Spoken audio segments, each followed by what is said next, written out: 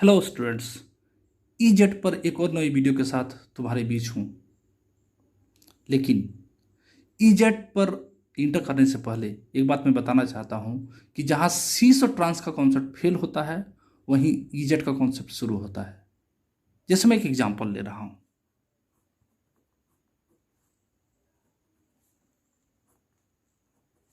ये मैं एक एग्जांपल लिया हूँ। यहाँ पर हम क्या देख रहे हैं कि अलोंग द डबल बॉन्ड, ये वाला अलोंग द डबल बॉन्ड हम बोलते हैं। अलोंग द डबल बॉन्ड दो सेम एटम या ग्रुप सेम साइड में है, मीन्स दो सेम क्लोरीन सेम साइड में है। ये वाला साइड है जो ये वाला जो साइड है, इस इधर एक साइड बोलते हैं, इस डबल बॉन्ड के ऊपर एक साइड बोलते हैं। दो same atom means chlorine same side में है, मीन्स यहाँ पर सिस कन्फिग्रेशन होगा। इसी एग्जांपल को थोड़ा सा और एक्सटेंड करते हैं। सी डबल बॉन्ड सी, यहाँ एच लिख देते हैं, यहाँ सी एल लिखते हैं, यहाँ सी एल लिखते हैं और यहाँ एच लिखते हैं। हम क्या देख रहे हैं इस एग्जांपल में कि दो same atom chlorine opposite side में है अलोंग द डबल बॉन्ड। दो सेम हाइड्रोजन अपोजिट साइड में है, मींस ये ट्रांस आइसोमर है। लेकिन सिस ट्रांस का यही लिमिटेशन है कि दो सेम एटम या ग्रुप सेम साइड में या अपोजिट साइड में रहना ही है। लेकिन ऐसे थाउजेंड्स ऑफ एग्जांपल है स्टूडेंट्स, जहां पर all the bonded atoms and groups, all the four bonded atoms and groups are different. एक एग्जांपल लेते हैं, C double bond C H C L B R I. यहां पर क्या देख रहे हैं, ये चारों, ये दो और ये दो, चारों डिफरेंट है। ऐसी स्थिति में सिस ट्रांस का कॉन्सेप्ट काम नहीं करेगा। इस स्थिति में ईजेड का कॉन्सेप्ट आएगा। इसलिए मैं कहता हूं जहां सिस ट्रांस फेल हो जाता है वहीं से ईजेड काम करना शुरू करता है। बताइए समझ में? ओके। अब ईजेड का जो बेसिक है वो है हायर प्रायोरिटी। हायर प्रायोरिटी किसका? ना higher priority according to higher atomic number. एक बात और है स्टूडेंट्स, इसके पहले एक और मेरा वीडियो जो है ईजेड पर बना हुआ है, उसे तुम साइमल्टेनियसली देखते रहो, क्योंकि वहाँ पर कुछ बेसिक बातें मैंने बताई है जो जानना बहुत ज़रूरी है और मैं नहीं चाहता हूँ कि उसको मैं यहाँ इंक्लूड करूँ, इसलिए उस वीडियो को जरूर देखो। अब हम बात कर रहे हैं हायर प्रायोरिटी की। हायर प्रायोरिटी मतलब higher atomic number is higher priority. किस एटम का एटॉमिक नंबर, ये भी एक क्वेश्चन है। जो डायरेक्ट बॉन्डेड एटम है कार्बन से, उसका हम लोग एटॉमिक नंबर देखेंगे। जो डायरेक्ट बॉन्डेड है कार्बन से, उसका हम लोग एटॉमिक नंबर देखेंगे और हम ये डिसाइड करेंगे कि हायर प्रायोरिटी किसका होगा। कभी कभी ऐसा सिचुएशन आएगा कि डायरेक्ट बॉन्डेड एटम का एटॉमिक नंबर सेम हो जाएगा। ठीक है, वो एग्जांपल में बाद में लेंगे, पहले हम लोग यहीं पर रुकते हैं। यहाँ पर क्या देख रहे हैं, ब्रोमीन का एटॉमिक नंबर 35, आयोडीन का एटॉमिक नंबर 53, मीन्स आयोडीन का प्रायोरिटी ज़्यादा होगा। ये प्रायोरिटी 1 हुआ, ये प्रायोरिटी 2 हुआ। इसको काट देते हैं ताकि कुछ कंफ्यूजन ना हो।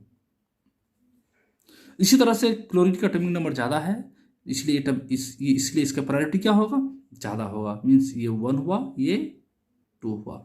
अब हम क्या देख रहे हैं, दो हायर प्रायोरिटी मीन्स इधर और इधर दोनों अपोजिट साइड में है।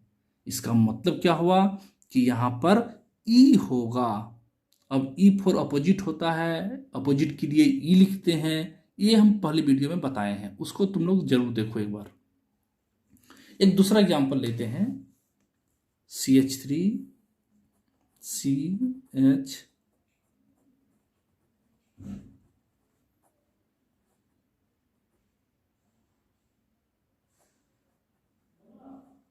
ये एग्जांपल एक है। अब हम क्या देख रहे हैं, इस साइड तो देखना बहुत आसान है कि दो बॉन्डेड एटम, यहां पर बॉन्डेड एटम कार्बन है, इसका obviously atomic number than hydrogen ज़्यादा ही होगा। तो ये 1 हुआ, ये 2 हुआ प्रायोरिटी। लेकिन इधर क्या देख रहे हैं कि इधर भी कार्बन बॉन्डेड है, इधर भी कार्बन बॉन्डेड है और दोनों का एटॉमिक नंबर सेम होता है। इस कार्बन से हम लोग प्रायोरिटी डिसाइड नहीं कर पा रहे हैं। जब डायरेक्ट बॉन्डेड एटम से प्रायोरिटी डिसाइड नहीं होगा तो हम लोग नेक्स्ट कार्बन की तरफ बढ़ेंगे, नेक्स्ट एटम की तरफ बढ़ेंगे। नेक्स्ट बॉन्डेड एटम क्या है यहाँ पर? कार्बन के बाद ओबियसली कार्बन है, कार्बन का ओबियसली यहाँ भी कार्बन है। तो इसमें थोड़ा समझने में दिक्कत हो रही है, इसको थोड़ा सा और एक्सपेंड करके हम लोग देखते हैं। इसको एक्सपेंड करते हैं, ई वाला पोर्शन को एक्सपेंड करते हैं। तो क्या हम देख पा रहे हैं कि ये कार्बन है, यहाँ सी है, एच है, एच है, सी है, एच है, एच है और एच है। यहाँ पर क्या है? सी है, ये सी की मैं बात कर रहा हूँ, एच है, फिर यहाँ CH3 है, फिर यहाँ भी 2 CH3 है ना, CH3 है। तो इस कार्बन के साथ एक कार्बन बॉन्डेड है, इस कार्बन के साथ एक कार्बन बॉन्डेड है, प्रायोरिटी डिसाइड नहीं हुआ। इस कार्बन के साथ फिर एक कार्बन बॉन्डेड है, इस कार्बन के बाद जो है यहाँ भी फिर एक कार्बन बॉन्डेड है, इससे भी प्रायोरिटी डिसाइड नहीं हुआ। लेकिन इस कार्बन के साथ एक हाइड्रोजन बॉन्डेड है, इस कार्बन के साथ ये कार्बन बॉन्डेड है, मतलब यहाँ पर कार्बन का एटम ज़्यादा हो गया ना, इसलिए इसका प्रायोरिटी क्या हो गया? 1 हो गया। मतलब इसका प्रायोरिटी क्या हो गया? 1 हो गया। इसका प्रायोरिटी क्या हो गया? 2 हो गया। तो हम क्या देख रहे हैं? दो हायर प्रायोरिटी अपोजिट साइड में है। इसका मतलब क्या हुआ कि ये क्या हो जाएगा? ई हो जाएगा, ई कन्फिग्रेशन हो जाएगा। ठीक है, एक और एग्जांपल लेते हैं जहां पर इस तरह का प्रॉब्लम आ सकता है।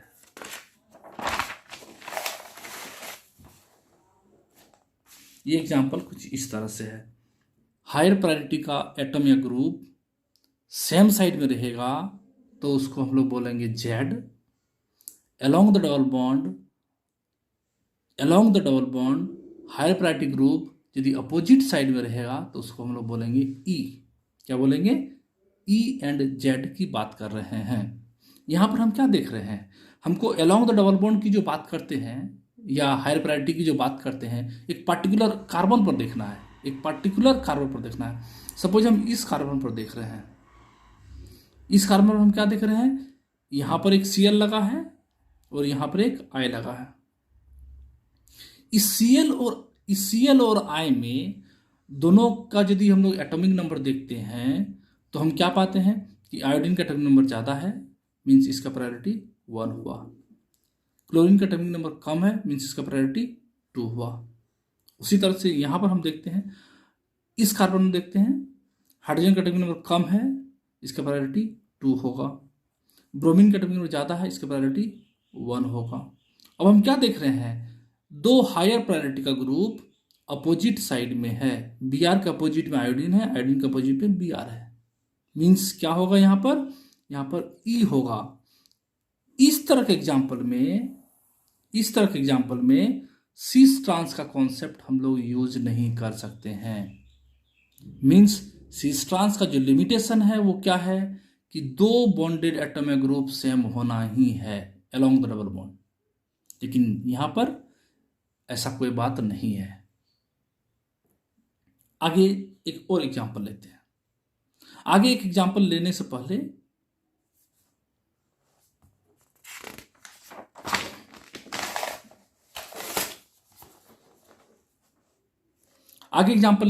मैं एक बात बताऊं कि जो कार्बन डबल बॉन्ड से जो बॉन्डेड एटम या ग्रुप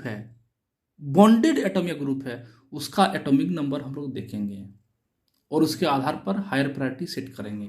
लेकिन पहले मैं एग्जांपल लेता हूं, फिर समझता हूं। C double bond C, CH3,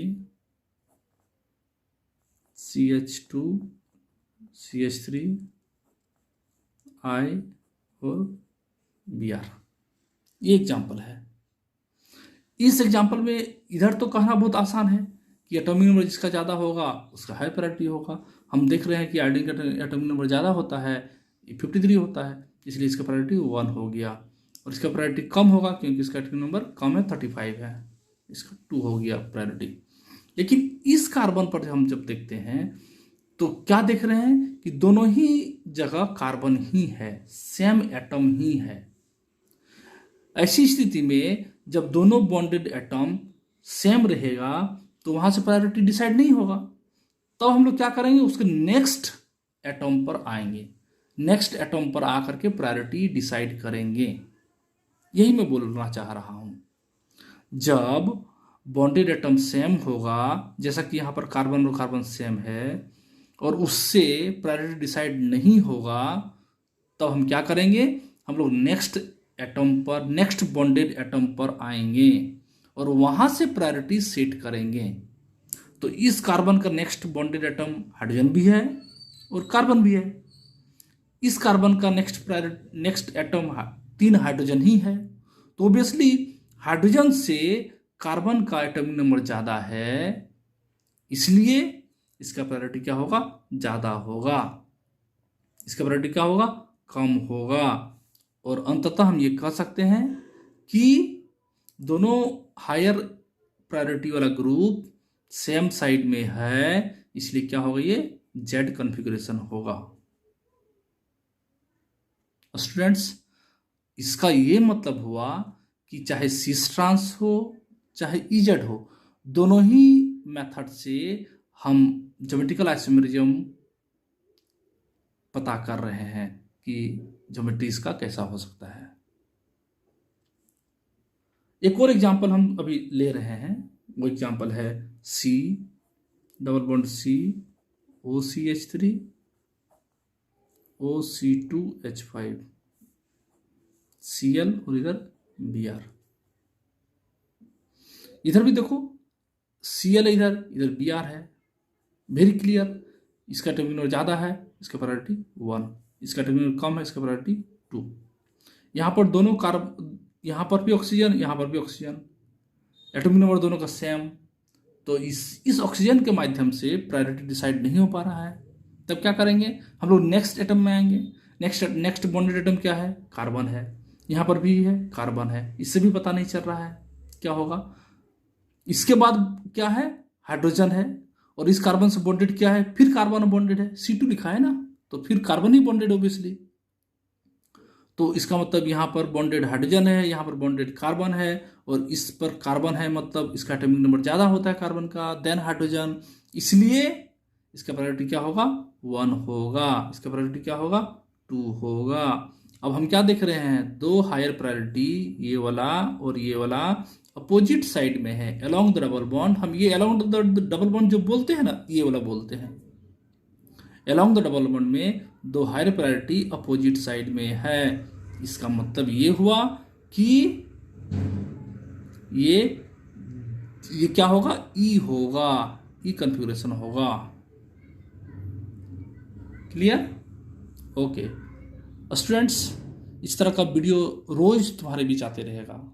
मैं चाहता हूं कि तुम हमारे चैनल को सब्सक्राइब करो, लाइक करो और शेयर करो, ताकि अधिक से अधिक वीडियो, अधिक से अधिक different types of videos of different topics तुम्हारे बीच आता रहेगा। Thank you for watching.